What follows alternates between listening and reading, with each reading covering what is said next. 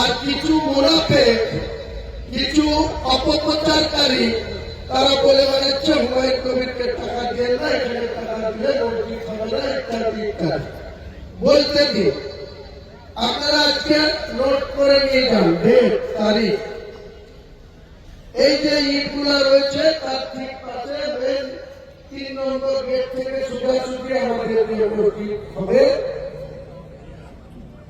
এই মসজিদের কাজ আনুষ্ঠানিকভাবে শুরু হবে 11ই ফেব্রুয়ারি বুধবার।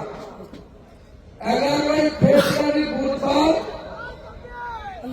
শুরু হবে। মসজিদে লম্বা চওড়া তার কত টাকা বাজেট হবে, সরকারি শিডিউল এবং পারমিশন সেটা মার্চের 21 তারিখে ঈদ হবে ইনশাল্লাহ। এখানেও ঈদের ময়দানে নামাজের ডাক দেওয়া হবে। একদা অঞ্চলের মানুষকে নিয়ে ঈদের নামাজ এখানেও হবে। তার সারা জুম্মার তো নামাজ চলবে, যতদিন মসজিদের কাজ চলবে আমাদের জুম্মার নামাজ চলতে থাকবে। আনুষ্ঠানিকভাবে মসজিদ যতদিন প্রতিষ্ঠা না পায়।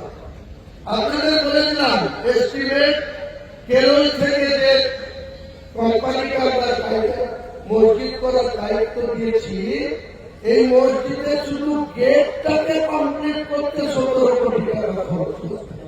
তাহলে আপনারা বুঝুন সেই গেটের পরে মসজিদের টোটাল স্ট্রাকচার। মসজিদের হাইট হবে মিনারের 22 মিটার, গেটের হাইট হবে 14 মিটার, আর মেন মসজিদের হাইট হবে মেন গেটের 22 মিটার, তার মানে 66 ফুট। তার আগে পাশে যে সমস্ত গম্বুজ থাকবে, মিনার থাকবে, টোটাল ডিজাইন আপনারা দেখলে অবাক হয়ে যাবেন। গেটের ডিজাইনটা দেখলে আপনাদের মন ভরে যাবে ইনশাল্লাহ। ভারতবর্ষের কোনো মাটিতে এই ধরনের স্ট্রাকচার ইতিমধ্যে নাই। আগামী দিনে যেটা এখানে প্রতিষ্ঠিত হতে যাচ্ছে। তারপর অনেক কাহিনী আছে। এখানকার জায়গার মালিকরা কেউ সকালবেলায় রাজি হচ্ছে, বিকালবেলায় কোন রকম পায়খানা করছে, সব আমরা সহ্য করছি। আল্লাহ সহ্য করতে দিয়েছে, ধৈর্য দিয়েছে, তাই করছে। যে জায়গাটা 2.5 লাখ টাকা কাটা হওয়া উচিত, তিনারা ফেটে বসাতে নিতে তো হবেই 5 লাখ দেবে। এসব চলছে, এসব চলবে আমরা জানি। ফেব্রুয়ারি মাসের 15 ঘোষণা করেছেন উনি, তাতে 15 নয়, বরং আশা করছি 15-র আগেই কাজ শুরু হয়ে যাবে ইনশাআল্লাহ। তো আজকে শুনতে পেলেন 15 নয় 11। তাহলে আপনারা যিনি মেন উদ্যোক্তা তার কাছে তো শুনতে পেলেন 11 তারিখে হবে, কি বলেন তাই নাকি? আর আমি প্রতিদিন আপনাদেরকে বলছি কি, আল্লাহর নবীর মতো মানুষ কেউ পৃথিবীতে আসেনি আর আসবে না। তার পিছনেও যখন মুসলিম রূপ ধরে ওনার পিছনে জামাতে নামাজ পড়েও পাইলে তার সমালোচনা এবং কঠিন ভাবে বিরোধিতা করেছে। তাহলে এখানেও করবে, মানে না, এখানেও করবে, তার কোনো মানে নাই।